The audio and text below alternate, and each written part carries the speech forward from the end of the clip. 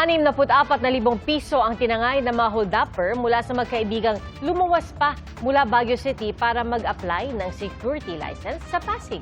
Ang mga suspect nagpanggap pa umunong pulis. Saksi, si Maki Pulido.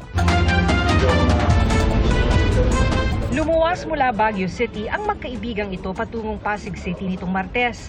Ipinangako kasi ng inakalang kaibigan nila na may kakilala siya sa PNP na kayang ayusin na magka-security license sila kahit walang isumiteng mga requirement. Nagmamadali kasi kami para maka-apply agad ng guard kasi saktong may nagtatawag din sa amin. Baka makuha yung spot. Sa kanilang pagdating nitong Martes ng hapon, pinapunta sila sa isang bakanteng bahay sa barangay Pinagbuhatan. Nagkunwaring lumabas ng bahay ang inakalang kaibigan at pagbalik. May kasama ng mga lalaki na naka-police uniform.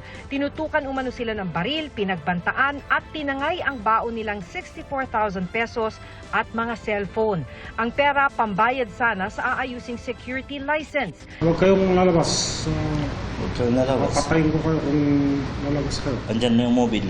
Antayin nyo lang. Nagpasaklolo ang mga biktima sa Pinagbuhatan Police Substation na agad rumisponde.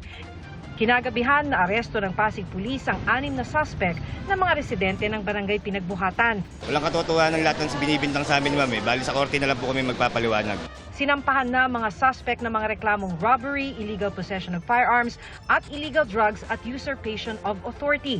Pero ang masaklap, hindi na naibalik sa mga biktima ang tinangay na pera.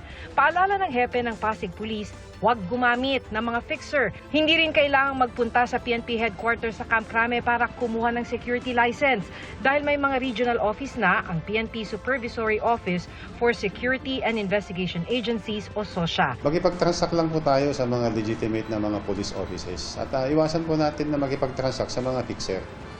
At ito naman mga ganitong sitwasyon na iiwasan kung legitimate police offices. Para sa GMA Integrated News, Maki Pulido ang inyong saksi. Mga kapuso, maging una sa saksi. Mag-subscribe sa GMA Integrated News sa YouTube para sa iba't ibang balita.